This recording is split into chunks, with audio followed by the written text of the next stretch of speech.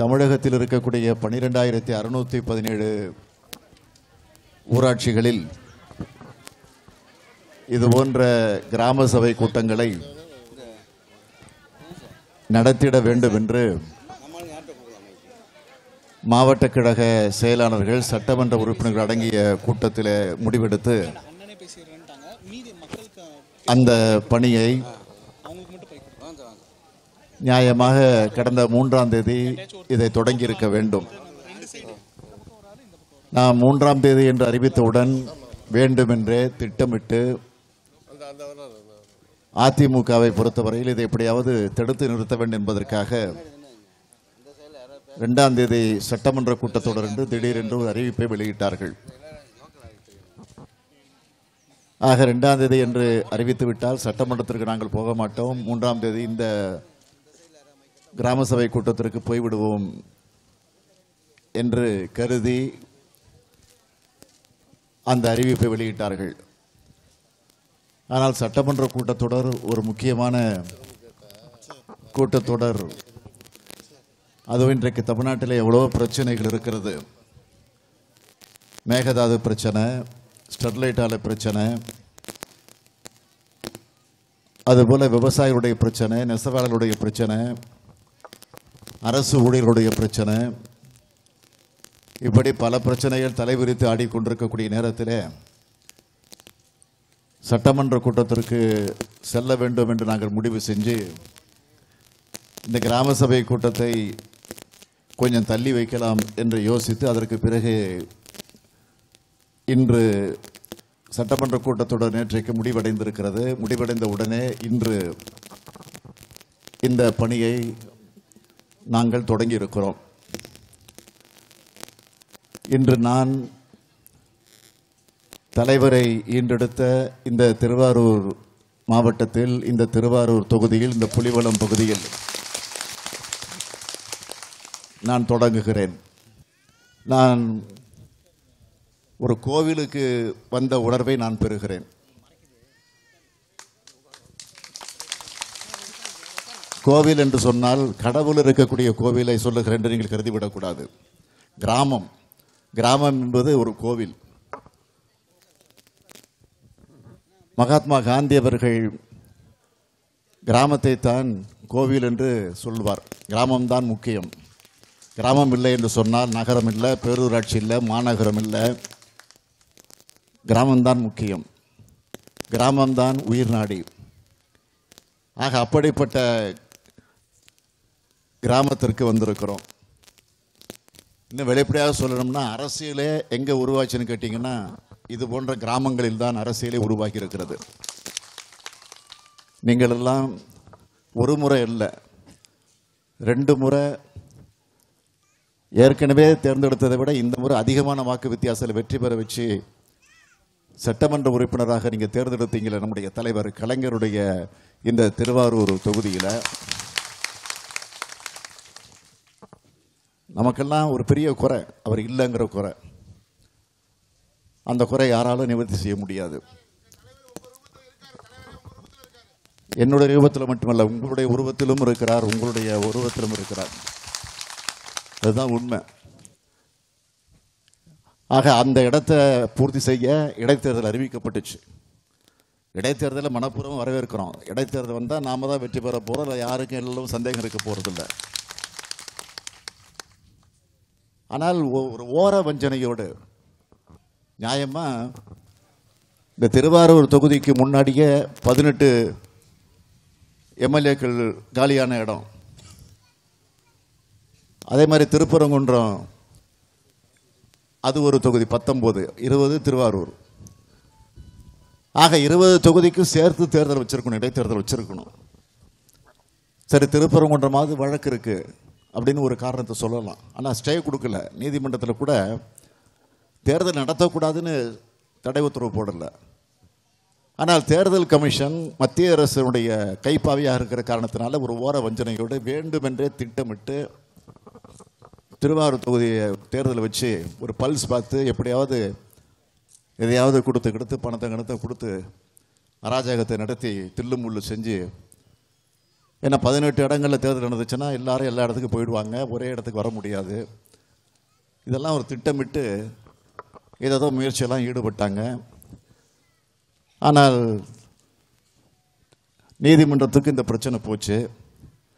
நீதிமன்றத்துக்கு போய் இது விசாரணை வருகிற போது நிச்சயமாக தேர்தல் நடத்துவது நியாயம் இல்லைன்னு தீர்ப்பு வரப்போகுது. ஆக அந்த தீர்ப்பு வந்தால் தேர்தல் கமிஷனுக்கு அவமானமாக வந்துடும், ஒரு கெட்ட பேர் வந்துடும். அவங்க பயந்து போய் உடனடியாக 11 மணிக்கு உச்சநீதிமன்றத்தில் இந்த வழக்கு வரப்போகுது. காலையில் விடியற்கால 6-6:30 மணிக்கு தேர்தல் இல்லைன்னு அறிவிப்பு வருது, தேர்தல் நிறுத்தம்னு. இதுலேருந்து நீங்கள் தெரிஞ்சுக்கலாம். சரி, அந்த பிரச்சனைக்குள்ள நான் போக விரும்பலை. நான் இந்த கிராம சபையை இன்றைக்கு திருவாரூர் தொகுதியில் மட்டும் இல்லை, தமிழ்நாட்டில் இருக்கக்கூடிய 234 தொகுதிகளிலும், குறிப்பாக 12,617 ஊராட்சிகளிலும் இந்த கிராம சபையை கூட்டுவதற்கு காரணம் என்னன்னு கேட்டிங்கன்னா, விரைவில் நாடாளுமன்றத்தினுடைய தேர்தல் வரப்போகுது. நாடாளுமன்ற தேர்தல் மட்டும் வரப்போகுதா, அதோட சட்டமன்ற தேர்தலும் வரப்போகுதா என்ற ஒரு கேள்விக்குறியும் இருக்குது. இதற்கிடையே இடைத்தேர்தல், இதற்கிடையிலே உள்ளாட்சி அமைப்பினுடைய தேர்தல். ஆக இந்த தேர்தலெல்லாம் எப்பொழுது வரும் என்று ஒரு எதிர்பார்ப்போடு காத்து கொண்டிருக்கிறோம். எது இருந்தாலும் நீங்கள் புரிஞ்சுக்கிட்டு இருப்பீங்க, இன்னைக்கு மத்தியில் இருக்கக்கூடிய ஒரு ஆட்சி, பாரதிய ஜனதா கட்சி தலைமையில் இருக்கக்கூடிய மோடி அவர்கள் பிரதமராக இருந்து நடைபெறக்கூடிய ஒரு ஆட்சி. அந்த ஆட்சி வந்ததற்கு பிறகு என்னென்ன கொடுமைகள் எல்லாம் இந்தியாவில் குறிப்பாக தமிழ்நாட்டிற்கு வந்து சேர்ந்து கொண்டிருக்கிறது, என்னென்ன கஷ்டங்கள் எல்லாம் வந்துகிட்டு இருக்குன்னு உங்களுக்கு தெரியும். ஆக அப்படிப்பட்ட அந்த கொடுமையான மதவாத வெறி பிடிச்சிருக்கக்கூடிய மோடியின் ஆட்சிக்கு துதி பாடக்கூடிய எடுபடியாக இருக்கக்கூடிய ஒரு ஆட்சி தான் எடப்பாடி தலைமையில் இருக்கக்கூடிய இந்த அதிமுக ஆட்சி என்பது உங்களுக்கு தெரியும். ஆக எடப்பாடி ஆட்சி ஒரு பக்கம், மோடி ஆட்சி மத்தியில் ஒரு பக்கம். ஆக மோடியை பொறுத்த வரைக்கும் பார்த்தீங்கன்னா பெரிய பெரிய முதலாளிகளுக்காக ஆட்சி நடத்தி கொண்டிருக்கிறார். விவசாய நிலங்களை அழிச்சிட்டு ஒழிச்சிட்டு அங்கெல்லாம் கார்ப்பரேட்டு தொழிற்சாலை உருவாக்கணும், கார்ப்பரேட்டு முதலாளிகளுக்காக ஆட்சியை நடத்தி கொண்டிருக்கிறார் மோடி அவர்கள். அதே போல் மாநிலத்தில் இருக்கக்கூடிய ஆட்சி ஒரு சுயநலத்தோடு ஆட்சியில் எப்படியாவது ஒட்டிக்கிட்டு இருக்கணும், அதுக்கு என்ன வேணாலும் செய்யலாம், எப்படிப்பட்ட அடிமையாகவும் இருக்கலாம், எடுபடியாக இருக்கலாம்னு மத்திய அரசுக்கு எடுபடியாக இருக்கக்கூடிய ஆட்சி. அண்மையில் கஜா புயல் உருவாச்சு. அந்த கஜா புயல் காரணத்தினால தஞ்சை மாவட்டம், புதுக்கோட்டை மாவட்டம், நாகை மாவட்டம், திருவாரூர் மாவட்டம், இப்படி டெல்டா பகுதியில் இருக்கக்கூடிய மாவட்டங்கள் எல்லாம் எந்த அளவிற்கு பாதிப்புக்கு ஆளாச்சுன்னு உங்களுக்கு தெரியும். ஆனால் அதை பற்றி இந்த ஆட்சி கவலைப்படுதா? கஜா புயல் ஏற்பட்ட நேரத்தில் இந்நேரம் தலைவர் மட்டும் முதலமைச்சராக இருந்திருந்தால் அடுத்த நிமிஷம் தஞ்சை மாவட்டத்துக்கு வந்திருப்பார், திருவாரூருக்கு வந்திருப்பார், புயல் பாதித்த பகுதி வந்து பார்த்துருப்பார். அடுத்த நிமிஷம் நாங்கள்லாம் கூட வேண்டான்னு சொல்லுவோம், நாங்கள் போகிறோன்னு சொன்னால் கூட கேட்க மாட்டார், காரிலே போட்டு வந்திருப்பார். என்னைக்காவது தலைவர் கலைஞர் அவர் ஹெலிகாப்டரில் ஏறி பார்த்துருக்கீங்களா நீங்கள்? என்னைக்காவது டெல்லிக்கு போகும்போது கூட தனி விமானத்தில் அல்லது விமானத்தில் போவார். முதலமைச்சராக இருந்தபோது தனியாக ஸ்பெஷல் ஃப்ளைட்டே உண்டு, அரசின் சார்பில் ஃப்ளைட்டே இருக்குது, அதை எடுத்துக்கிட்டு வந்திருக்கலாம். அவர் எத்தனையோ முறை காரில் வருவார், இல்லை ட்ரெயினில் வருவார். இது தலைவருடைய பாணி. ஏன்னா மக்களோட மக்களாக இருக்கணும், மக்களுடைய பிரச்சனையை பார்க்கணும், மக்களோட மக்களாக பழகணும், மக்களுடைய குறைகளை கேட்கணும், அதற்காக வருவார். ஆனால் ஒரு தமிழ்நாட்டில் இப்போ ஒரு முதலமைச்சர் இருக்கிறார், ஹெலிகாப்டரில் கும்பிட்டவங்கலாம் இப்போ ஹெலிகாப்டரில் போகிறாங்க. ஹெலிகாப்டரை பார்த்து கீழே இருந்து கும்பிட்டவங்க யார்? எடப்பாடிலாம். மேலே ஹெலிகாப்டர் பறந்துக்கிட்டு இருக்கோம், முதலமைச்சர் ஜெயலலிதா பறந்துக்கிட்டு இருப்பாங்க, கீழே இருந்து கும்பிடுவாங்க. ஆனால் அவங்களுக்கு பாருங்க அதிர்ஷ்டம் அடிச்சது, லக்கு, அவங்க ஹெலிகாப்டரில் போகிறாங்க. போகட்டும், நான் வேண்டான்னு சொல்லலை. ஆனால் பாதிக்கப்பட்டிருக்கக்கூடிய மக்களை கஜா புயலினால் பாதிக்கப்பட்டு நடுத்தெருவில் நின்று கொண்டு ஆக ஊருக்கே படியளக்கக்கூடிய டெல்டா மாவட்ட மக்கள் தங்களுடைய வாழ்வாதாரத்தை தொலைச்சிட்டு நடுத்தெருவில் நின்று தத்தளிச்சுக்கிட்டு இருக்கிறாங்க. இருக்க இடம் இல்லை, உறங்க இடம் கிடையாது, உண்ண உணவு கிடையாது, மின்சாரம் கிடையாது, தொலைபேசி இணைப்பு கிடையாது. இந்த சூழ்நிலைகளும் அவர்கள் பல கொடுமைகளுக்கு ஆளாகி இருக்கக்கூடிய அந்த நிலையில் இருக்கிறாங்க. ஆக அவங்கள பார்த்து ஆறுதல் சொல்லுவதற்கு ஹெலிகாப்டரில் வந்து பறந்துட்டு ஒரு மணி நேரம் 2 மணி நேரம் சுற்றிட்டு கிளைமேட் சரியில்லை மழை வருதுன்னு திரும்பி போன ஒரு முதலமைச்சர் இன்றைக்கு இருக்கிறார். ஆக இதை நீங்கள் எல்லாம் தெளிவாக புரிந்து கொண்டிருப்பீர்கள் என்று நான் நம்புகிறேன். ஆனால் கேட்டால் சொல்லுவார், எடப்பாடி பழனிசாமி முதலமைச்சராக சொல்லுவார், நானும் விவசாயி தான் சொல்லுவார். ஆனால் விவசாயின்னு சொல்லிக்கிட்டு விவசாயியை தற்கொலைக்கு ஆளாக்கக்கூடிய நிலையில் தான் இருக்கிறார் எடப்பாடி. சேலத்திற்கு 8 வழி சாலைன்னு சொல்லி இன்றைக்கு விவசாயிகளுடைய நிலங்களை எல்லாம் அபகரித்து கொண்டிருக்கக்கூடிய கொடுமை நடந்துகிட்டு இருக்கு. எங்கே பார்த்தாலும் விவசாயிகள் போராடிக்கிட்டு இருக்கிறாங்க. உயர் மின்கோபுரம் அமைக்கிறேன்னு சொல்லி அதனால் இன்றைக்கு எவ்வளவு விவசாயிகள் தொடர்ந்து போராடி கொண்டிருக்கிற அந்த செய்திகள் எல்லாம் நீங்கள் தொடர்ந்து பார்த்து கொண்டிருப்பீர்கள். ஆகவே தமிழ்நாட்டில் இன்றைக்கு நடந்து கொண்டிருக்கக்கூடிய ஒரு ஆட்சி ஒரு கரப்ஷன் ஆட்சியாக, கமிஷன் ஆட்சியாக, கலெக்ஷன் ஆட்சியாக நடந்து கொண்டிருக்கிறது. ஆக மத்தியில் ஒரு பாசிச ஆட்சி, நாசிச ஆட்சி நடந்து கொண்டிருக்கிறது. ஆக கரப்ஷன் பஞ்சாயத்து ராஜ்னு இதுக்கு பேர் வச்சிருக்கிறோம். கிராம சபைக்கு பஞ்சாயத்து ராஜ்னு சொல்லுவோம். ஆனால் இப்போ இருக்கக்கூடிய அதிமுக ஆட்சிக்கு கரப்ஷன் ராஜ்னு சொல்லலாம், கமிஷன் ராஜ்னு சொல்லலாம். மத்தியில் இருக்கக்கூடிய ஆட்சிக்கு பாசிச ராஜ்னு சொல்லலாம், மோடி ஆட்சிக்கு நாசிச ராஜ்னு சொல்லலாம். அந்த நிலையில் தான் 2 ஆட்சி நடந்து கொண்டிருக்கிறது. ஆக இந்த கொடுமையில் இருக்கக்கூடிய நிலையை மாற்றணும்னா மக்கள் ராஜ், அதுதான் நம்ம ராஜ், அதுதான் இந்த பஞ்சாயத்து ராஜ். ஆகவே அந்த நிலையில் தான் இந்த கூட்டத்தை கூட்டியிருக்கிறோம். ஆகவே இந்த கூட்டத்தினுடைய நோக்கம் என்னன்னா முதல்ல நீங்கள் புரிஞ்சுக்கணும். இந்த ஊராட்சிக்கு வந்திருக்கிறோன்னா எப்பவுமே தேர்தல் நேரத்தில் ஓட்டு கேட்க வருவோம். வேட்பாளராக இருக்கிறதாலும் சரி, தலைவர்களாக இருந்தாலும் சரி, எந்த கட்சியாக இருந்தாலும் சரி, இது மாதிரி கிராமத்திலாம் வந்து யாரும் ஓட்டு கேட்க மாட்டாங்க. இதை வேனில் ஏறிக்கிட்டு டாட்டா காமிச்சிக்கிட்டு கையை காமிச்சிக்கிட்டு அல்லது ஒரு பொதுக்கூட்ட மேடையில் போய் பேசிட்டு எங்களுக்கு ஆதரவு தெரிவிங்க அப்படின்னு கட்சியினுடைய கொள்கையை சொல்லிவிட்டு நாங்கள் ஆட்சிக்கு வந்தால் என்னென்ன செய்வோம்னு சொல்லிட்டு போயிட்டே இருப்பாங்க. இதுதான் தேர்தலில் நீங்கள் பார்க்குறது. ஆனால் இன்றைக்கி தேர்தல் வருகிறதோ இல்லையோ அது வேற. ஆனால் இன்றைக்கு உங்களை தேடி இன்றைக்கு திராவிட முன்னேற்ற கழகத்தின் சார்பில் நான் ஏற்கனவே நமக்கு நாமே என்ற ஒரு பயணத்தை நடத்தினது நீங்கள்லாம் மறந்திருக்க மாட்டீங்க, அது உங்களுக்கு தெரியும். 234 தொகுதிகளுக்கும் நான் நேரடியாகவே சென்றேன். ஆசிரியர்களை, அரசு ஊழியர்களை, விவசாயிகளை, நெசவாளர்களை, மாணவர்களை, இளைஞர்களை, மகளிர் சுய உதவிக்குழு சார்ந்திருக்கக்கூடியவர்களை எல்லாரையும் போய் தனித்தனியாக, வியாபாரிகளை அத்தனை பேரையும் போய் தனித்தனியாக போய் சந்தித்து அவங்களுடைய குறைகளெல்லாம் கேட்டு நாங்கள் ஆட்சிக்கு வந்தால் உங்கள் குறைகளெல்லாம் நிவர்த்தி செய்வோம் என்ற அந்த உறுதிமொழிகள்லாம் தந்து, ஆனால் ஆட்சிக்கு வர முடியல. 1.1% வித்தியாசத்தில் தான் நம்ம வெற்றி வாய்ப்பு இழந்தோம். ஆனால் வெற்றி வாய்ப்பு இழந்திருந்தாலும் இன்றைக்கு எதிர்க்கட்சியாக இருக்கிறோம். ஆனால் எதிர்க்கட்சியாக இருக்கிறோன்னா ஒரு மிகப்பெரிய எதிர்க்கட்சியாக இருக்கிறோம். நியாயமாக பார்த்தீங்கன்னா மக்கள்லாம் என்ன நினச்சிட்டு இருக்காங்கன்னா திமுக எதிர்க்கட்சி இல்லை, திமுக தான் ஆளுங்கட்சியாக இருக்குது அப்படின்னு எண்ணக்கூடிய அளவிற்கு. ஏன்னா எந்த பிரச்சனை வந்தாலும் நாங்கள் தான் வந்து நிற்கிறோம். ஆட்சியில் இருக்கவங்க தான் வரணும், அதிகாரத்தில் இருக்கவங்க தான் வரணும். புயல் பாதிக்கப்பட்ட உடனே அடுத்த நிமிஷம் வந்தது திமுக தான். குறைகளை கேட்டது, முடிஞ்ச வரைக்கும் நிவாரணப் பணிகளை நாங்கள் செஞ்சோம் போது உங்களுக்கெல்லாம் தெரியும். ஆகவே தான் நான் உங்களையெல்லாம் கேட்டுக்கொள்ள விரும்புவது, நாடாளுமன்ற தேர்தல் விரைவில் வரப்போகிறது. சட்டமன்ற தேர்தலும் வரக்கூடிய வாய்ப்பு உண்டு. எது எப்படி இருந்தாலும் நாம் ஒரு நல்ல முடிவு எடுக்கணும். ஆக திமுக நீங்கள் தேர்ந்தெடுத்து சிறப்பான வகையில் அந்த வெற்றியை நீங்கள் தேடி தருவீர்கள் நம்பிக்கை எங்களுக்கெல்லாம் நிரம்ப உண்டு. ஆகவே இந்த பகுதியை பொறுத்த வரைக்கும், இந்த ஊராட்சியை பொறுத்த வரைக்கும் உங்கள் ஊருக்கு உரிய பிரச்சனை தான் சொல்ல போகிறீங்க. ஆக அந்த பிரச்சனைகள் எதுவாக இருந்தாலும் நீங்கள் சொல்லுங்கள். சொல்ல முடியாதவர்கள் எழுதி அதை தந்து விட்டீர்கள் சொன்னால் அதையும் நான் குறித்து வைத்துக்கொண்டு தேர்தல் அறிக்கையில் இதையெல்லாம் திமுக நாடாளுமன்ற தேர்தலாக இருந்தாலும் சட்டமன்ற தேர்தலாகவும் அந்த தேர்தலை சந்திக்கிற போது நாங்கள் பொறுப்புக்கு வந்தால் இதெல்லாம் செய்வோங்கிற உறுதிமொழியை நாங்கள் தர வேண்டும் என்று சொன்னால் நீங்கள் தரக்கூடிய அந்த குறைகளை, குறைபாடுகளை, குற்றச்சாட்டுகளை, பிரச்சனைகளை வைத்துத்தான் நாங்கள் அதை முடிவு செய்ய போகிறோம். அதற்கு இந்த கூட்டம் நிச்சயமாக பயன்படும் என்ற நம்பிக்கையோடு என்னுடைய முன்னுரையை இந்த அளவோடு நான் நிறைவு செய்து கொள்கிறேன்.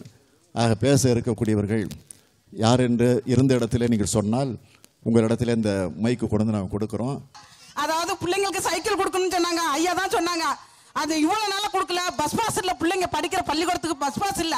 அந்த பஸ் பாஸ் இன்ன வரைக்கும் இல்லாமல் நான்லாம் ரொம்ப அன்னன்னைக்கு தினக்கூலி வேலைக்கு போய் தான் நான் பிள்ளைங்களை படிக்க வச்சிருக்கேன். இன்னைக்கு டெய்லி ஒரு நாளைக்கு 50 ரூபா பஸ் பாஸ் கொடுத்து விட வேண்டியதா இருக்கு. அது மட்டும் இல்லாம ஐயா கலைஞராட்சியில் இருந்த தொகுப்பு வீடு நிறைய கட்டியிருக்கு, அது பழுதடைஞ்சிருக்கு. அது கேட்டா ஒரு நாள் தான் நாங்க செஞ்சு கொடுப்போம், அப்புறம் நீங்க தான் செஞ்சுக்கணுங்கிறாங்க. நாங்கெல்லாம் செஞ்சுக்கிற மாதிரி இருந்தா ஏன் அரசாங்கத்துல கையேந்துரும்? ஓட்டு போடுறது ஒவ்வொருத்தரோட வாக்காளரோட உரிமைன்னா நாங்க கேட்டு வாங்குறது எங்களோட கடமை. அதனால யார் வந்தாலும் நான் கேட்பேன். அது போல ரோடு வசதி இல்ல, அரசியல் அங்க ஐயா கலைஞர் ஐயா இருந்தப்போ போட்ட ரோடு தான், இது வரைக்கும் புள்ளிவளத்துல ரோடு இல்ல. திடீர்னு பார்த்தா ஒரு 2 மாசத்துக்கு முன்னாடி திடீர்னு கப்பிய கொட்டினாங்க, கிராவல் கொட்டினாங்க, மழையும் வந்துருச்சு, கரைஞ்சு போயிடுச்சு, அதோட நிப்பாட்டிட்டாங்க. எங்களுக்கு மறுபடியும் ரோடு வசதி, ஆரம்ப சுகாதாரம் இல்ல. அது போல தனிநபர் இல்ல கழிவறை எல்லாருக்கும் கொடுக்குறாங்க, இங்க கணக்கு எடுத்துருக்காங்க, சில வீட்டுல இல்ல. அது மட்டும் இல்லாம பொதுவான ஒரு சுகாதார கட்டணம் எங்களுக்கு முக்கியமா வேணும். இதுல இன்னும் சொல்ல போனீங்கன்னா புலிவளத்துல இந்த ஒரு ஓரளவுக்கு நாங்க வாழ்ந்துட்டு இருக்கோம்னா திருவாரூர்ல நம்ம தலைவர் ஐயா முதலமைச்சராக இருந்ததுனால, இது அவர் ஊருங்கிறதுனால தான் நாங்க இதுவரைக்கும் வாழ்ந்துட்டு இருக்கோம்.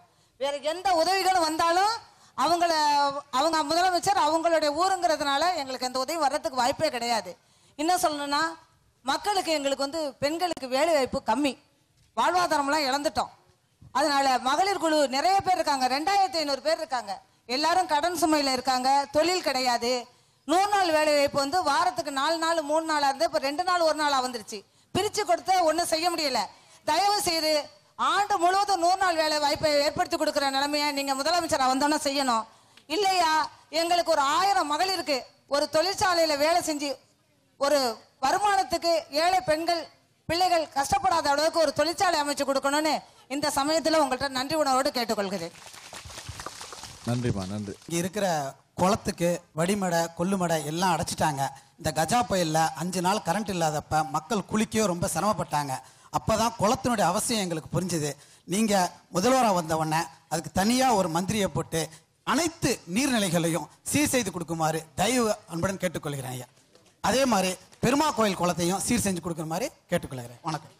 தமிழே தளிரே புறப்படுங்க, தன்மானம் காத்திட விடை கொடுங்க, பாரத நாட்டின் பண்பினை காக்க நிரந்தர மக்களே நிமிர்ந்திடுங்க, புறநானூற்று புதுமை பெண்ணே புலிய விரட்டிய தாய் குலமே.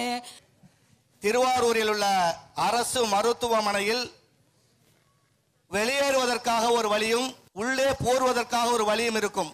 சில சுயநலவாதிகளின் கையூட்டல் காரணமாக வழிகள் அடைக்கப்பட்டு நோயாளிகள் நோய் தீர்க்க வர வேண்டுமே தவிர நோய்பட்டு உள்ள வராத நிலையில் அதன் சுவர்களை எல்லாம் அடைத்து வைத்திருக்கிறார்கள். அந்த சுவர்களை உடனடியாக திறந்து நாலாபுறமும் உள்ள மக்களும் அந்த ஆஸ்பத்திரிக்கு வரக்கூடிய நிலைமையை நீங்கள் ஏற்படுத்தி தர வேண்டும்.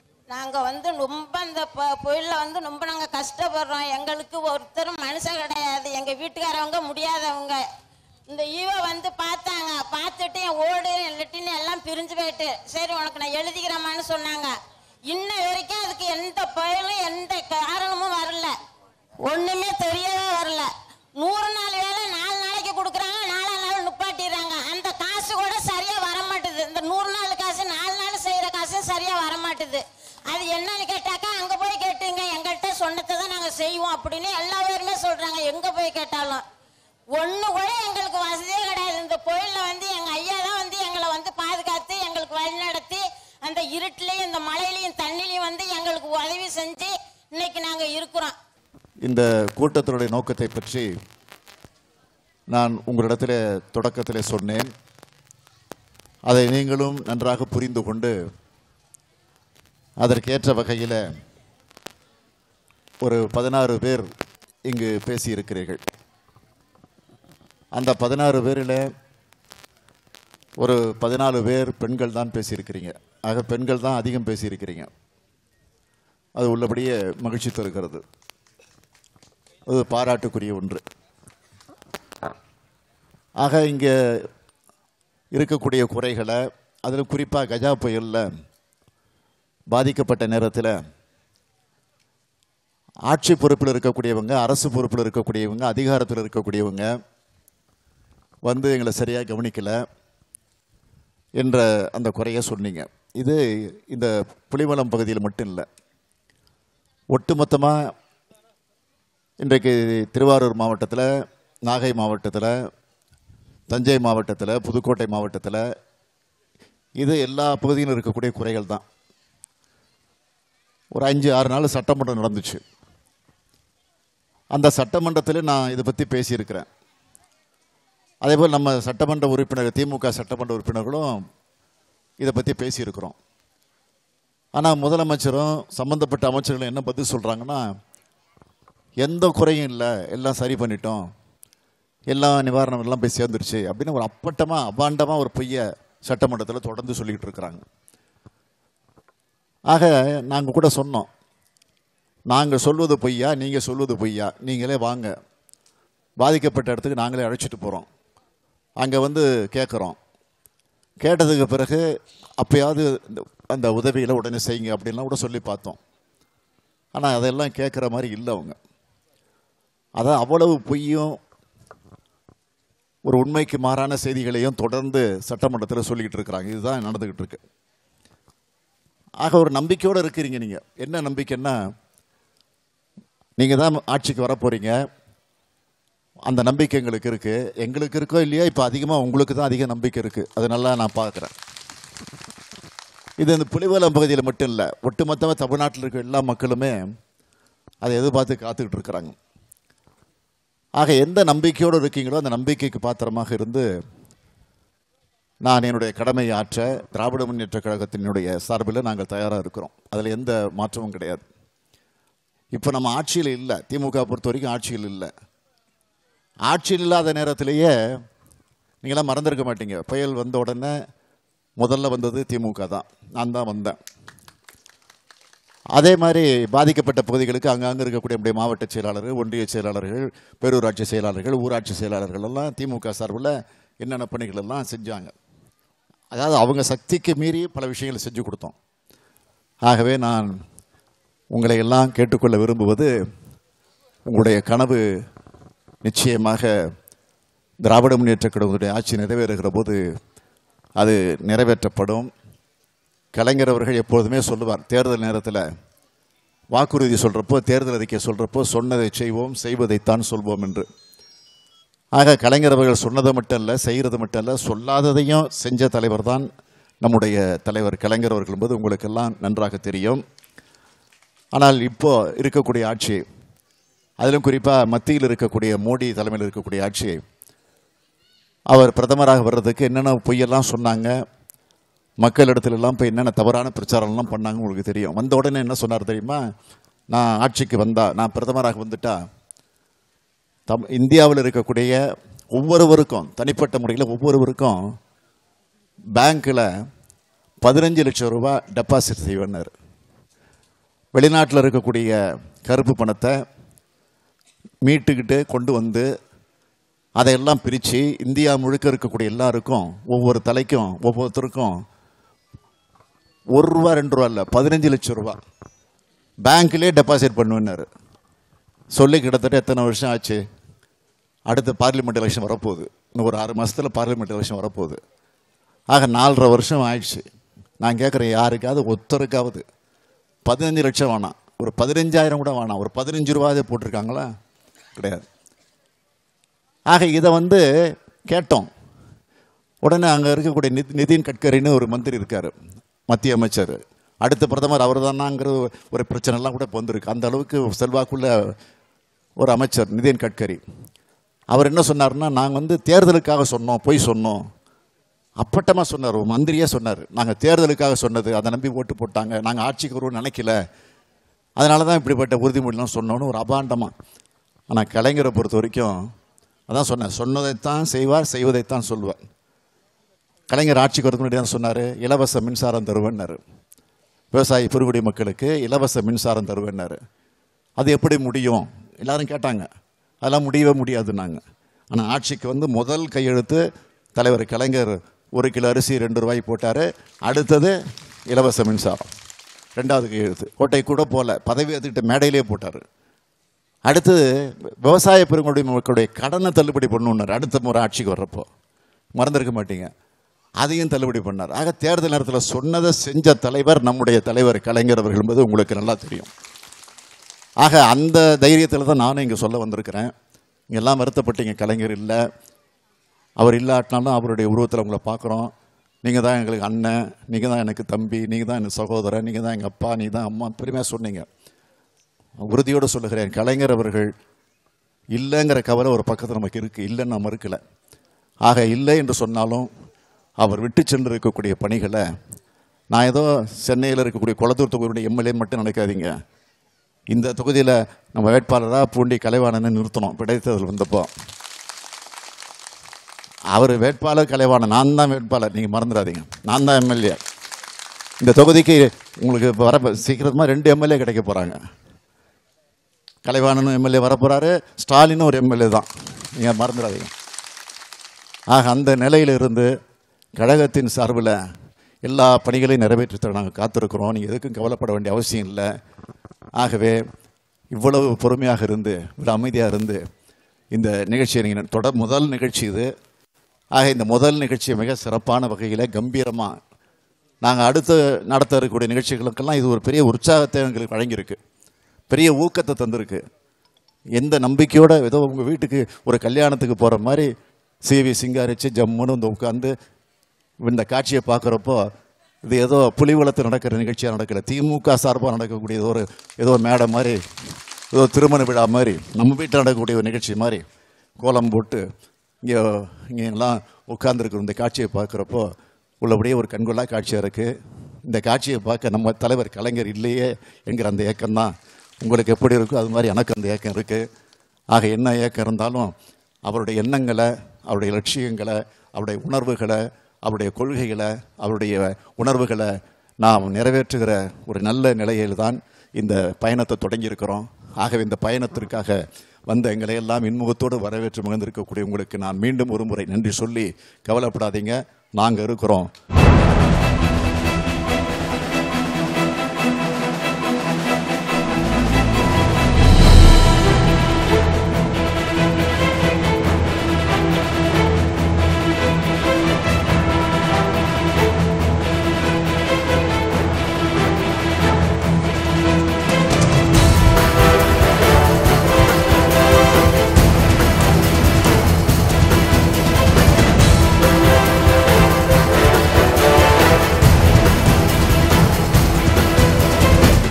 அனைவருக்கும் மாலை வணக்கத்தை நான் தெரிவித்துக் கொள்ள விரும்புகிறேன். திராவிட முன்னேற்ற கழகத்தின் சார்பில் கிராம சபை கூட்டத்தை நடத்திட வேண்டும் என்று முடிவு செஞ்சு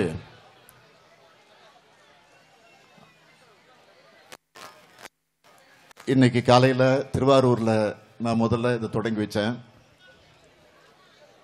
நம்முடைய கழக பொருளாளர் ஈரோட்டில் தொடங்கி வச்சிருக்கிறாரு. முதன்மை செயலாளர் அவர்கள் காஞ்சிபுரத்தில் தொடங்கி வச்சிருக்கிறாங்க. நம்ம கட்சியினுடைய சட்டமன்ற உறுப்பினர்கள், மாவட்ட செயலாளர்கள், முன்னாள் அமைச்சர்கள், முன்னாள் இந்நாள் நாடாளுமன்ற உறுப்பினர்கள், தலைமை கழகத்தில் இருக்கக்கூடிய முன்னோடிகள், நிர்வாகிகள், அணிகளுடைய செயலாளர்கள், கட்சியில் இருக்கக்கூடிய முக்கியமான முன்னோடிகள், இவங்கெல்லாம் இன்னைக்கு தமிழ்நாடு முழுக்க இந்த பயணத்தை, இந்த கிராம சபை கூட்டத்தை தொடர்ந்து நடத்த தொடங்கி இருக்கிறாங்க. தமிழ்நாட்டில் 12,617 ஊராட்சிகள் இருக்கு. ஆக இந்த பயணத்தை என்ன காரணத்திற்காக நடத்த தொடங்கி இருக்கிறோம் என்று சொன்னால், முன்பெல்லாம் திராவிட முன்னேற்ற கழகம் தொடங்கிய காலத்தில், அதற்கு பிறகு நம்முடைய கட்சி படிப்படியாக வளர்ந்து வந்து அந்த அடிப்படையில் நம்முடைய பிரச்சாரங்கள் பெரும்பாலும் கிராம பகுதியில் தான் அதிகம் இருக்கும். கிராமம் என்பதுதான் ஒரு முக்கியமான இடத்தை பெற்றிருக்கிறது. கிராமங்கள், பல கிராமங்கள் ஒன்று சேர்ந்துதான் ஒன்றியங்களாக உருவாக்குகிறது. இன்றைக்கு ஒரு கோவிலை தேடி நான் வந்திருக்கிறேன். ஒரு ஆலயத்திற்கு வருவது போல அந்த உணர்வோடு வந்திருக்கிறேன். ஏன்னா கிராமம்தான் கோவில்.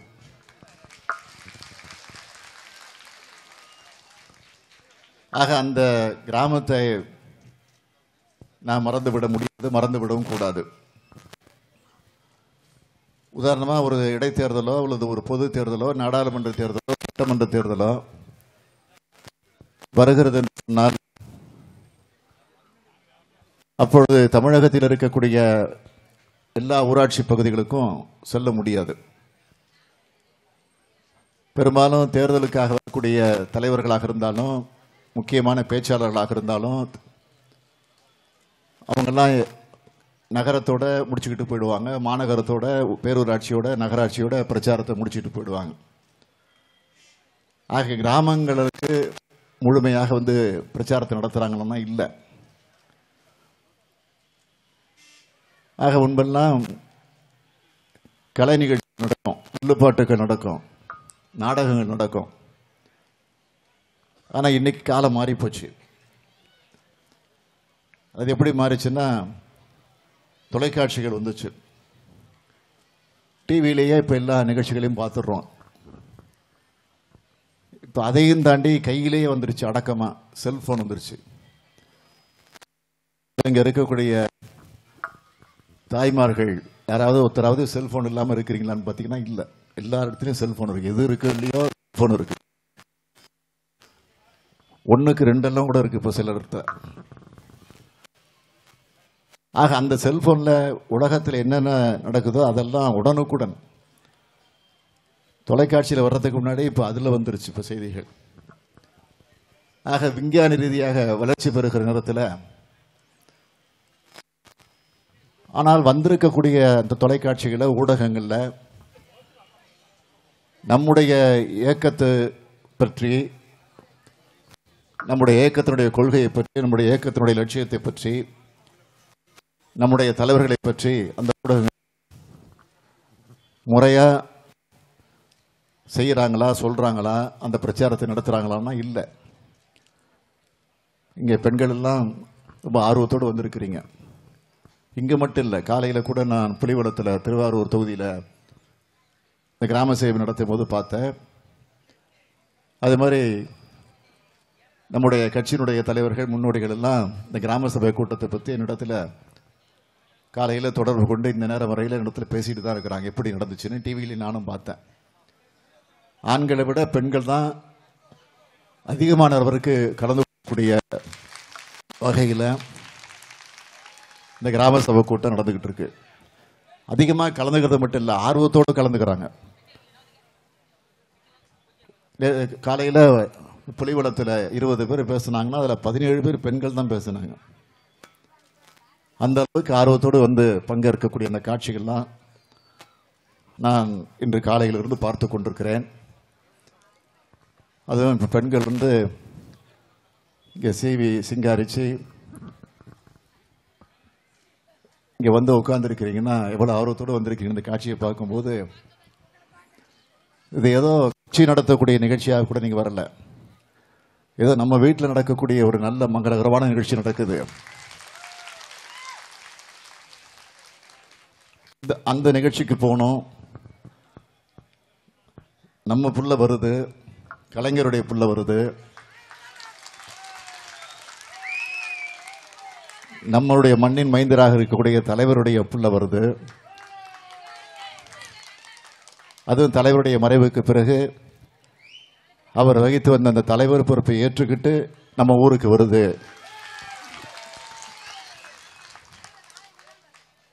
அப்படிங்கிற அந்த உணர்வோடு நீங்கள்லாம் வந்திருக்கிறீங்க. வீட்டில் இப்போ டிவியில் என்ன சீரியல் ஓடிக்கிட்டு இருக்கோம் அதெல்லாம் கூட புறக்கணிச்சுட்டு வந்திருக்கிறீங்கன்னா இந்த கட்சியின் மீது, எங்கள் மீது நீங்கள் வச்சிருக்கக்கூடிய நம்பிக்கையை தான் இதெல்லாம் காட்டுது.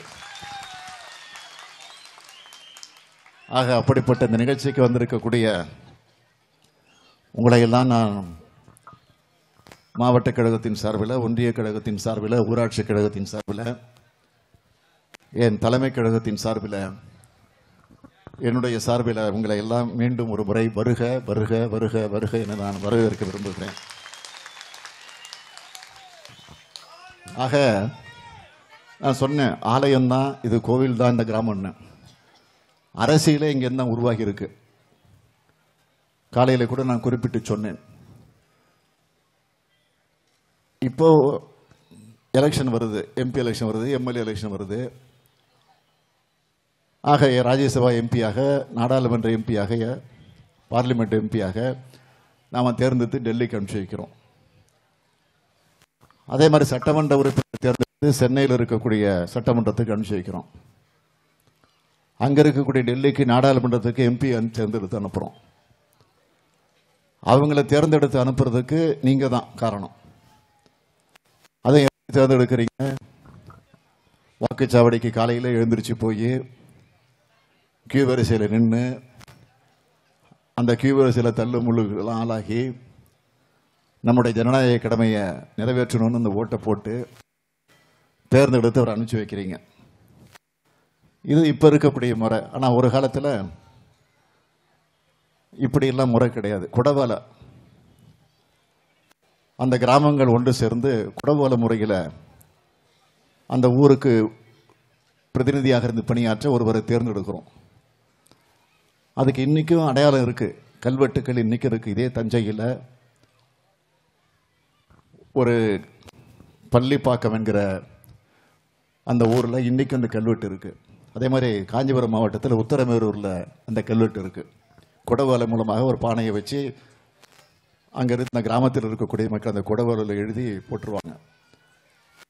பிறகு அதை எண்ணிலாம் எடுக்க மாட்டாங்க, கையை விட்டு குலுக்கி ஒரு சீட்டை, ஒரு குடவாலை எடுப்பாங்க. அதில் யார் பேர் வருதோ அவங்க தான் அங்கே பிரதிநிதி.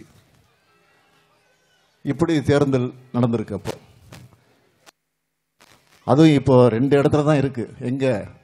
அண்ணா பிறந்த காஞ்சிபுரம் மாவட்டத்தில் உத்தரமேரூரில், கலைஞர் பிறந்த இந்த தஞ்சை மாவட்டத்தில் பள்ளிப்பாக்கம் பகுதியில் இருக்கு.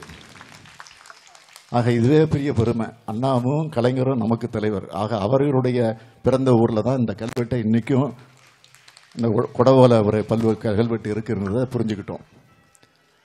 ஆக அப்படிப்பட்ட நிலையில் அன்றைக்கு தேர்தல் நடந்திருக்கு. ஆனால் இப்பொழுது அவைகளெல்லாம் மாறி வாக்குச்சீட்டுகளாக, அதுவும் மாறி எலக்ட்ரானிக் மிஷினாக பொத்தான எழுத்துக்கிற நிலையில் இந்த தேர்தலில் நாம் தொடர்ந்து சந்தித்துக் கொண்டிருக்கிறோம். ஆகவே இந்த பயணத்துக்கு ஒரு முழக்கத்தை தேர்ந்தெடுத்து அறிவிச்சிருக்கிறோம். மக்களிடம் செல்வோம், மக்களிடம் சொல்வோம், மக்களுடைய மனங்களை எல்லாம் வெல்வோம் என்ற அந்த நிலையிலே தான் இந்த பயணத்தை நாம் நடத்த திட்டமிட்டிருக்கிறோம். அதில் குறிப்பாக இன்னைக்கு தமிழ்நாட்டில் ஒரு ஆட்சின்னு சொல்ல முடியாத ஒரு காட்சி, அது எப்பொழுது ஒழிக்கப்படும், எப்பொழுது அழிக்கப்படும், எப்பொழுது தமிழ்நாட்டில் ஒரு விடிவு காலம் ஏற்படும், கலைஞர் தலைமையில் உருவாக்கப்பட்ட, அறிஞர் அண்ணாவால் ஏற்படுத்தி தரப்பட்ட திராவிட முன்னேற்றக் கழகத்தினுடைய ஆட்சி தமிழ்நாட்டில் எப்பொழுது உதயமாகும், நமக்கு எப்போ விடிவு காலம் வரும் என்ற அந்த நம்பிக்கையோடு நீங்கள்லாம் காத்துக்கிட்டு இருக்கிறீங்க. அதே நேரத்தில் மாநிலத்தில் இருக்கக்கூடிய இந்த ஆட்சி எப்படி ஒரு அடிமையாக கைகட்டி கூணி குறுகி ஒரு அவமானத்திற்குரிய நிலையில், தமிழ்நாட்டெல்லாம் அடமான வைக்கக்கூடிய நிலையில், மத்தியில் இருக்கக்கூடிய மோடி ஆட்சிக்கு அடிபணிந்து இருக்கக்கூடிய நிலையில் அங்கே ஒரு ஆட்சி, மோடி தலைமையில் இருக்கக்கூடிய பிஜேபி ஆட்சி. ஆக இந்த 2 ஆட்சிகளால் தமிழ்நாட்டுக்கு மட்டும் இல்லை, இந்தியா முழுவதும் எந்த அளவுக்கு பாதிப்புக்கு மக்கள் ஆளாயிருக்கிறார்கள். மதத்தை பயன்படுத்தி மதவெறியை தூண்டக்கூடிய நிலையில் பிற்படுத்தப்பட்ட மக்கள், தாழ்த்தப்பட்ட மக்கள், சிறுபான்மை சமுதாயத்தைச் சேர்ந்த மக்களுக்கெல்லாம் இன்னல்களை, தொல்லைகளை, துன்பங்களை தொடர்ந்து வழங்கிக் கொண்டிருக்கக்கூடிய நிலையில் மத்தியில் இருக்கக்கூடிய ஆட்சியும் மாநிலத்தில் இருக்கக்கூடிய ஆட்சியும் இருந்து கொண்டிருக்கிறது. எனவே இந்த 2 ஆட்சிகளுக்கு விடை கொடுக்கக்கூடிய வகையில் நீங்கள் உங்கள் கடமையை நிறைவேற்ற வேண்டும் என்ற நிலையிலே தான் உங்களை எல்லாம் நான் சந்திக்க வந்திருக்கிறேன். எனக்கு வந்திருக்கக்கூடிய தாய்மார்கள், பெரியவர்கள், இளைஞர்கள், முதியோர் என்று எல்லா தரப்பு மக்கள் இங்கே வந்திருக்கிறீங்க. விவசாயிகள் வந்திருக்கிறீங்க.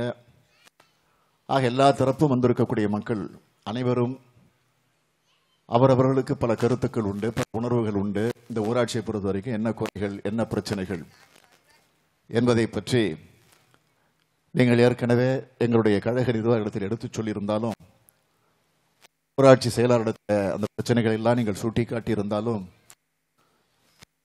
நேரடியாக இன்றைக்கு இயக்கத்தினுடைய தலைவராக இருக்கக்கூடிய நான் வந்திருக்கக்கூடிய நேரத்தில் அதை எடுத்துச் சொல்லுகிற போது உங்களுக்கு ஒரு நம்பிக்கை வரும் என்ற அந்த சூழ்நிலையோடு தான் இந்த நிகழ்ச்சி அமைந்திருக்கிறது. ஆக நடந்து கொண்டிருக்கக்கூடிய கரப்ஷன் கமிஷன் கலெக்ஷன் ஆட்சி தமிழ்நாட்டில், மத்தியில் பாசிச ஆட்சி, நாசிச ஆட்சி, மதவெறி விடுத்திருக்கக்கூடிய ஆட்சி, ஆக இந்த 2 ஆட்சிகளுக்கு முடிவு கட்டக்கூடிய வகையில் உங்களுடைய பணி நிச்சயமாக இருக்கும் என்ற நம்பிக்கை எங்களுக்கெல்லாம் நிரம்ப இருக்கிறது. அந்த நம்பிக்கையோடு உங்கள் கருத்துக்களை நீங்கள் எடுத்து சொல்லுங்கள்.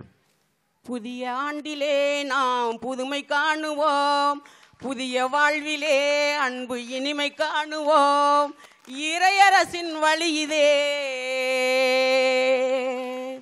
இறையரசின் வழியிதே. புதிய ஆண்டிலே நாம் புதுமை காணுவோம், நாம் அனைவரும் புதுமை காணுவோம். எங்க கிராமத்துல குறைஞ்ச அளவு 500 குடும்பங்கள் இருக்கின்றது. இந்த 500 குடும்பங்களிலும் இப்போது கஜா புயல் அடித்து கொண்டிருந்தது. அதுல ஒரு 100 பேத்துக்கு தான் கிராமத்து கவர்மெண்ட் சலுகை கிடைச்சிச்சு. பாக்கி பேருக்கெல்லாம் ஒன்றும் இல்லை. இப்பொழுது இந்த எங்க கிராமத்துல இளைஞர்கள், இளம்பெண்கள் நிறைய அதிக படிப்புள்ளவர்கள் படித்து கொண்டு அரசு வேலைகள் கிடைக்காம அவர்கள் வாடிக்கொண்டிருக்கிறார்கள்.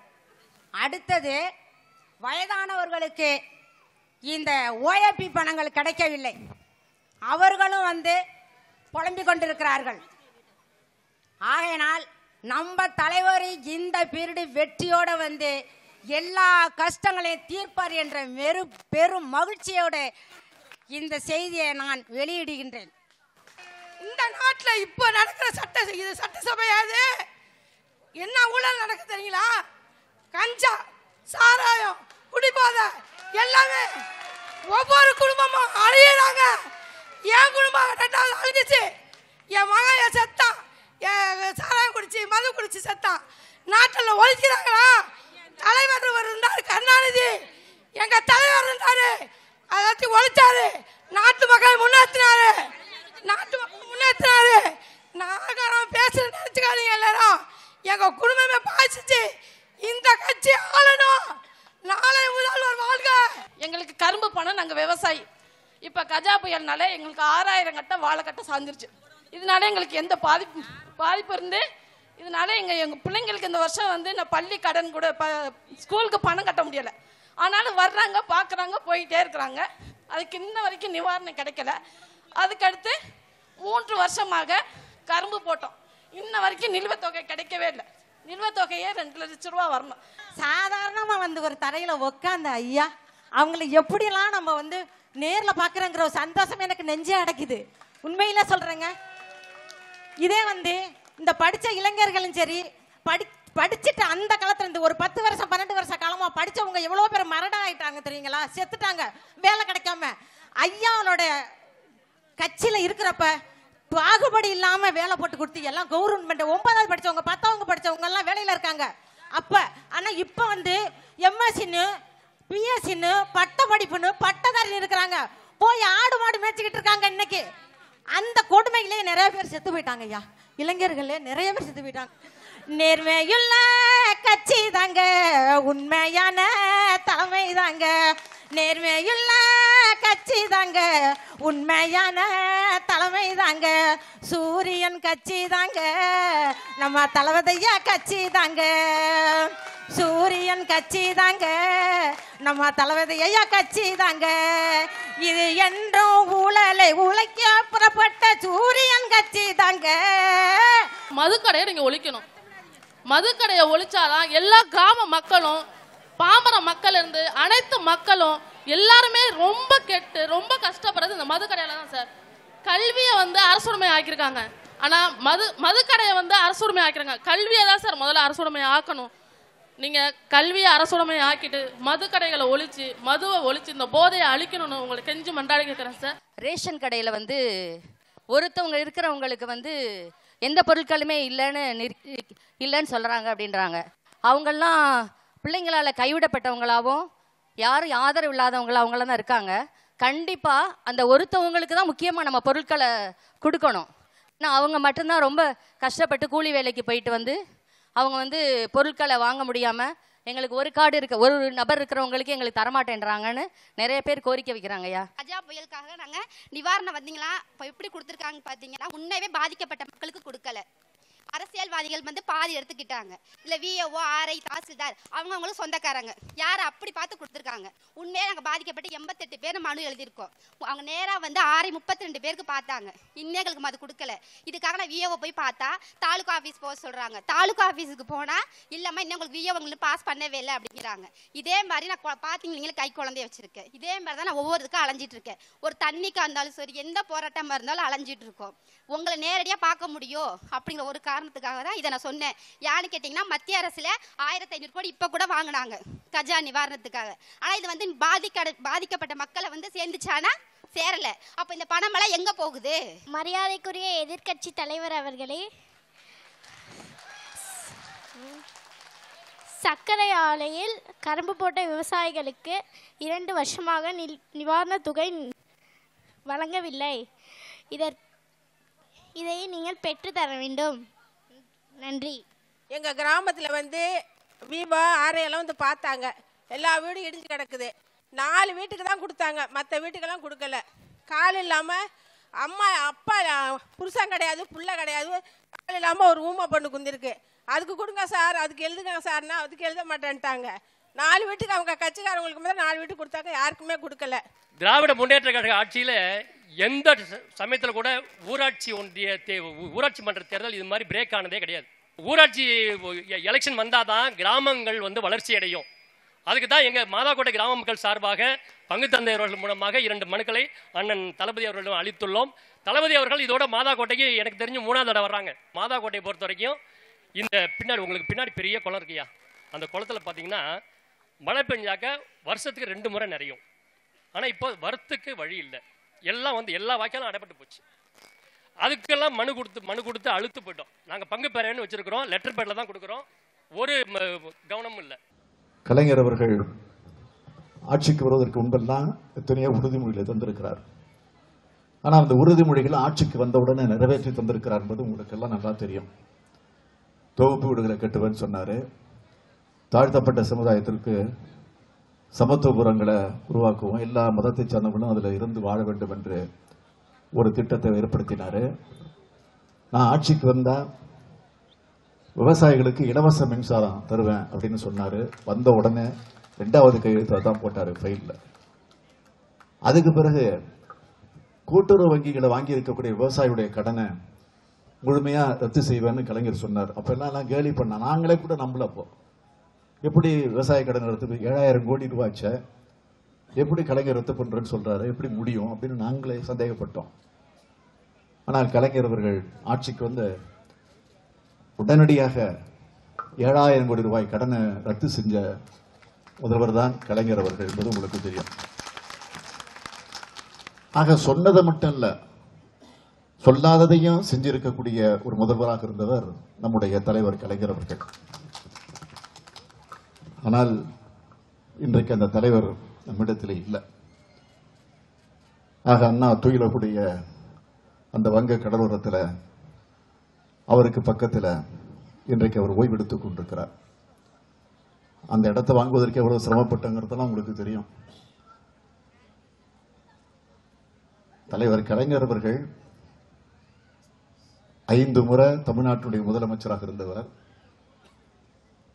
50 ஆண்டு காலம் திராவிட முன்னேற்ற கழகத்தினுடைய தலைவராக இருந்தவர். கிட்டத்தட்ட ஒரு 70-75 ஆண்டு காலம் பொது வாழ்வில் தன்னை ஈடுபடுத்திக் கொண்டவர். 13 முறை சட்டமன்றத்திற்கு நின்று ஒரு முறை கூட தோற்காமல் தொடர்ந்து வெற்றி பெற்ற ஒரு தலைவர். இந்த நாட்டிற்கு பிரதமர்களை எல்லாம் உருவாக்கி தந்த தலைவர். ஏன் இந்தியாவின் குடியரசுத் தலைவரையே உருவாக்கி தந்திருக்கக்கூடிய தலைவர் நம்முடைய தலைவர் கலைஞர் அவர்கள். ஆக அவருக்கு கடற்கரையில அண்ணாவுக்கு பக்கத்தில் ஒரு இடம் கொடுக்க முடியாது என்று திட்டவட்டமாக மறுத்தது இந்த அரசு. நீதிமன்றத்திற்கு சென்றோம், வாதிட்டோம். நீதிமன்றம் தலைவர் கலைஞர் அவர்களுக்கு நிச்சயமாக அவர்கள் கேட்கக்கூடிய இடத்துல இடம் ஒதுக்க வேண்டும் என்று தீர்ப்பு தந்தது என்பது உங்களுக்கெல்லாம் தெரியும். அதன் மூலமாகத்தான் இன்றைக்கு தலைவர் கலைஞர் அவர்கள் அங்கே ஓய்வெடுத்துக் கொண்டிருக்கிறார். நான் இன்னும் சொல்றேன், கொஞ்சம் நினைச்சு பாருங்க. தலைவர் கலைஞர் அவர்கள் முதலமைச்சராக இருந்து மறையில்லை, எதிர்க்கட்சி தலைவராக இருந்துதான் மறைந்திருக்கிறார்.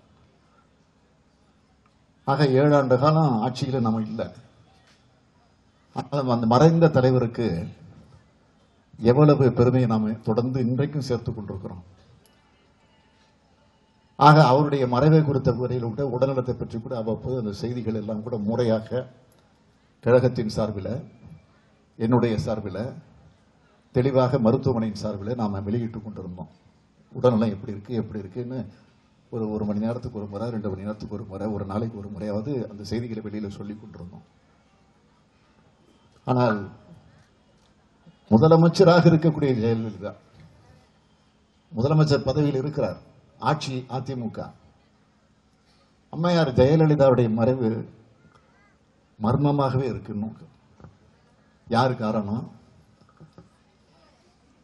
ஓபிஎஸ் காரணமா, இபிஎஸ் காரணமா, டிடிவி காரணமா, சசிகலா குடும்பம் காரணமா என்று இப்படி ஒரு சர்ச்சை நடந்துகிட்டு இருக்கு இப்போ. ஆனா ஒண்ணு மட்டும் உறுதியா நான் அப்பவும் சொன்னேன், இப்பவும் சொல்றேன், நல்லா நீங்களும் மனசுல பதிய வச்சுக்கோங்க. நாட்டினுடைய முதலமைச்சர், மக்களால் தேர்ந்தெடுக்கப்பட்ட ஒரு முதலமைச்சர். ஆக அவருடைய மறைவுக்கு யார் காரணம் என்பதை கண்டுபிடிச்சு நாம் ஆட்சிக்கு வந்தோம். முதல்ல அவங்கள சிறையில் கொண்டு போய் போடுறதா நம்முடைய வேலை. எழுதி வச்சது, அது எந்த மாற்றம் கிடையாது. ஜெயலலிதா வேண்டாம், ஆனா முதலமைச்சராக இருந்து மறைந்திருக்கிறார். முதலமைச்சருக்கு இந்த நிலைன்னா சாதாரணங்களுக்கு என்ன நிலை? தயவு செய்து நினைச்சு பாருங்க. ஆக இன்னைக்கு அந்த பிரச்சாரம் தான் நடந்துகிட்டு இருக்கு. விசாரணை கமிஷன் அமைச்சிருக்கிறாங்க. நம்ம கேட்டது சிபிஐ என்கொயரி வேணும்னு கேட்டிருக்கிறோம். ஆனா சிபிஐ வந்தா உண்மை வெளியே வந்துடும் பயந்துகிட்டு சிபிஐ வைக்காம அவங்களுக்கு வேண்டிய ஒரு நீதிபதியை நியமிச்சு, ஓய்வு பெற்ற நீதிபதியை நியமிச்சு விசாரணை கமிஷன் ஒரு நாடகம் நடந்துகிட்டு இருக்கு. விசாரணை கமிஷன் நடத்துற நாடகத்திலே இவ்வளவு குழப்பம் நடந்துகிட்டு இருக்கு. இப்போ நான் உங்களை எல்லாம் கேட்டுக்க விரும்புறது, இப்படிப்பட்டவர்கள் தான் இன்றைக்கு ஆட்சியில் இருக்கிறாங்க. எனவே இந்த ஆட்சியை அப்புறப்படுத்தினா, இந்த ஆட்சிக்கு டெல்லியிலிருந்து சப்போர்ட்.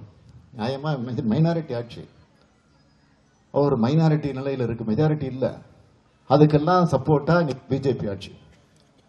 பிஜேபி ஆட்சி சப்போர்ட்டா இருக்கிறதுனால பிஜேபி ஆட்சி என்ன சொல்றதோ அதுக்கு அடிபணிந்து ஒரு அடிமையாக தமிழ்நாட்டில் இந்த ஆட்சி நடந்துகிட்டு இருக்கு. எனவே இந்த 2 ஆட்சிகளை ஒழிக்கணும்னா, இந்த கொள்ளை அடிக்கக்கூடிய இந்த ஆட்சியை அப்புறப்படுத்தணும்னா, நீங்க வச்ச கோரிக்கைகள் எல்லாம் நிறைவேற்றப்பட வேண்டும் சொன்னீங்கன்னா, இன்னொன்னு சொல்றேன், மத்தியில நாம விரும்புற, நாம எண்ணிக்கொண்டிருக்கக்கூடிய பிரதமர் மத்தியில வரணும். வந்தால்தான் தமிழ்நாட்டுடைய பிரச்சனையை நம்ம தீர்க்க முடியும். நாம என்னதான் ஆட்சிக்கு வந்தாலும் தலைவர் கலைஞர் அவர்கள் ஐக்கிய முன்னணி கூட்டணி ஆட்சியை மன்மோகன் சிங் தலைமையில் அமைச்ச போது என்னென்ன திட்டங்களை தமிழ்நாட்டுக்கு கொண்டு வந்தார் என்பதை தயவு செய்து நினைச்சு பார்க்கணும். கலைஞர் அவர்கள் முதலமைச்சராக இருந்த போது அப்பொழுது மத்திய அரசை பயன்படுத்தி அதில் அங்கம் வகித்துக் கொண்டு நாம் எத்தனையோ திட்டங்களை தமிழ்நாட்டில் கொண்டு வந்து சேர்த்திருக்கிறோம். ஆனா இன்னைக்கு அதெல்லாம் கிடையாது. நம்ம திட்டங்கள்லாம் போயிட்டு இருக்கு. ஆக இந்த நிலையில் இருக்கக்கூடிய இந்த சூழ்நிலையை நீங்கள் எல்லாம் தெளிவாக தெரிந்து வைத்துக் கொண்டிருக்கிறீர்கள். நம்பிக்கை எனக்கு நிரம்ப இருக்கு. ஆகவே நான் உங்களை எல்லாம் கேட்டுக்கொள்ள விரும்புவது, முற்றுப்புள்ளி வைக்க தலைப்பை போட்டிருக்கோம், பாக்குறீங்க, முற்றுப்புள்ளி வைக்க வேண்டும். ஆக இந்த 2 ஆட்சிக்கு முற்றுப்புள்ளி வைக்கிற போது திமுக ஆட்சி உருவாக தொடக்க புள்ளியாக உங்களுடைய ஆதரவு இருந்திட வேண்டும் என்று உங்களை எல்லாம் நான் இந்த நேரத்தில் அன்போடு கேட்டுக்கொண்டு, சொன்னதைத்தான் செய்வோம். நான் யாருன்னு உங்களுக்கு தெரியும். நான் கலைஞருடைய மகன். கலைஞர் உருவாக்கப்பட்டிருக்கக்கூடியவன், கலைஞரால் வளர்க்கப்பட்டிருக்கக்கூடியவன். எல்லாரும் வளர்க்கப்பட்டவங்க தான். அங்க இருக்க கட்சியுடைய நிர்வாகிகள் தான் கலைஞரால் வளர்க்கப்பட்டவன் தான். அவர்களாம் வளர்க்கப்பட்டவர்கள். ஆனால் அவரால் நான் உருவாக்கப்பட்டவன். ஆக அப்படிப்பட்ட நிலையிலிருந்து நான் உங்களுக்கு உறுதி சொல்லுகிறேன், நான் இருக்கிறேன், எதை பத்தி நீ கவலைப்படாதீங்க.